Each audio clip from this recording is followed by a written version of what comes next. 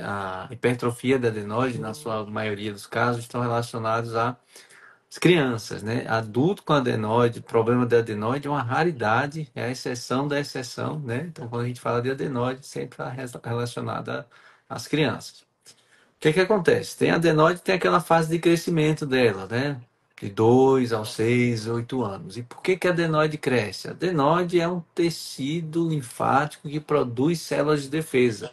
Então, se o paciente está exposto aos agentes virais, né? Ele está indo para a escola, está se expondo, está pegando aquelas viroses todas de colégio aí, de escolinha que a criança está pegando. Consequentemente, as células de defesa vão se aumentar de volume, né?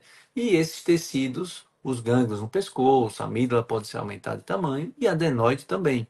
E essa sequência de inflamação, de infecção recorrente, pode causar um adenoide maior de tamanho.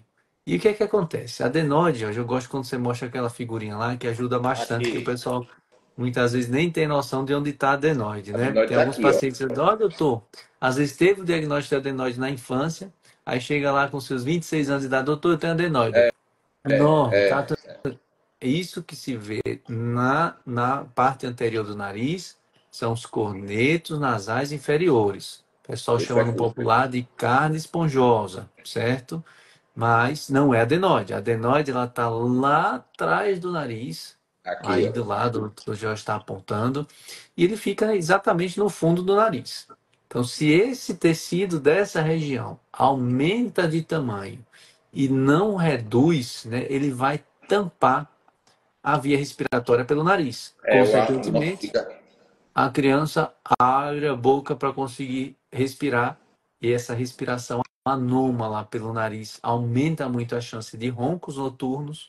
Tem criança que muitas vezes passa o dia todo respirando de boca aberta, começa a ter uma série de alterações crâniofaciais, começa a ficar dentúrcio, lábio vertido, aí aparece aquelas olheiras, né? Tudo relacionado a um quadro de sono ruim por conta do adenoide hipertrofiada.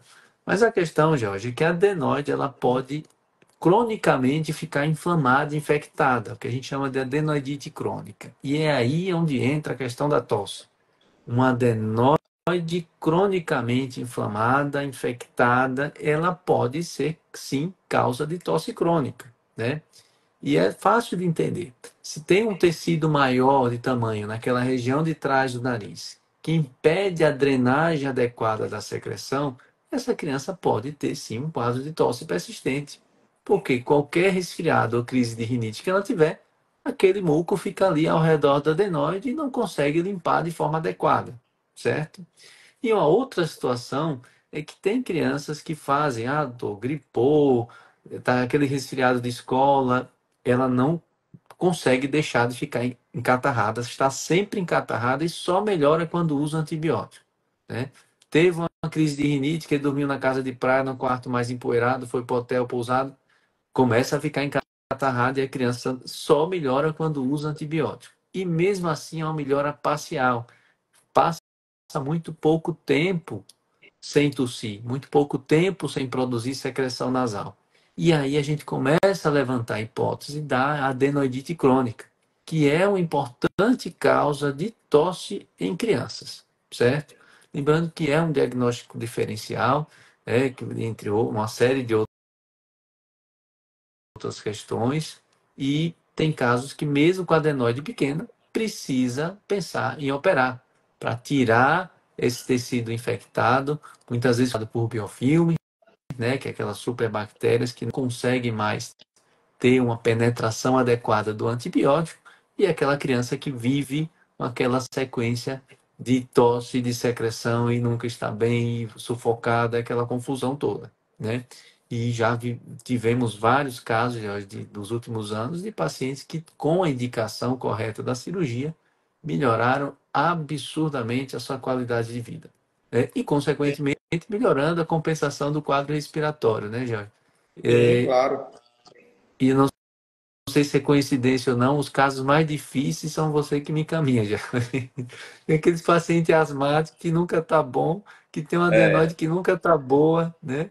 E Quando que, você vê felizmente, a um gente paciente meu chegando, você já trema as bases aí. Porque são casos que já vêm bem tratados, já vêm fazendo de tudo e na uma boa parte deles a gente chega no limite terapêutico do tratamento clínico e precisa sim pensar em tratamento cirúrgico. E aí que tá, né? Eu sempre teve um paciente, esse eu acho que não foi você que me encaminhou, eu até conversei com os pais, eu disse, olha, um bom cirurgião, um bom médico, ele é lembrado em duas situações. Primeiro, aquela situação que ele faz a cirurgia e resolve. E segundo, aquele paciente que tinha indicação de cirurgia, e ele fez, acertou, ajustou o tratamento e conseguiu reverter a indicação da cirurgia.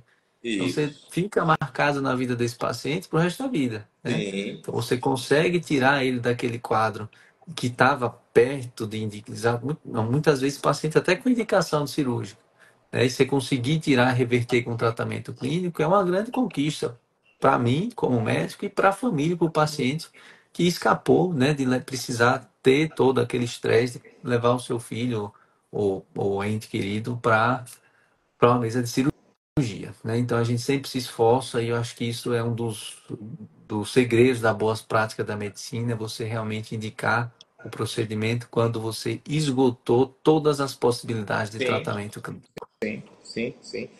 E puxando aí esse tema, né, como o Daniel bem falou, eu vou mostrar aqui o aparelhozinho respiratório e lembrar sempre, né, o nosso aparelho respiratório é uma via aérea única, né, então há uma total conexão do que acontece aqui em cima com a via aérea inferior. Então, nesse caso, né, que Daniel citou, quando o paciente tem a adenoide hipertrofiada, com as manifestações recorrentes, né, e ele tem asma, essa asma aqui só vai controlar adequadamente quando aqui tiver estabilizado, né? Porque, como o Daniel falou, o paciente com adenolite crônica, tossindo direto, cheio de bactéria, né, eventualmente aí inflamado, com infeccionado, com antibiótico, tal. Então toda essa bagunça acontecendo aqui em cima vai estar atiçando por diversos mecanismos a inflamação aqui embaixo. Então é aquele paciente que a gente não vai conseguir a asma, não vai conseguir controlar a asma adequadamente, enquanto lá em cima não tiver resolvido. Por isso que a gente acaba encaminhando para Daniel dar essa ajuda aí para, né, rearrumar o tratamento lá em cima, ou realmente ver que não, nesse caso aí cirúrgico, enfim. Mas essa conexão via aérea superior e via aérea inferior é muito importante e todo paciente tem que ter essa noção, né? Eu acho que todo médico também, né? Uhum. Todo médico tem que ter essa conexão é, é, via aérea superior e via aérea inferior. Esse vídeo que você acabou de assistir é um corte de live que eu faço quinzenalmente aqui no YouTube e lá no Instagram.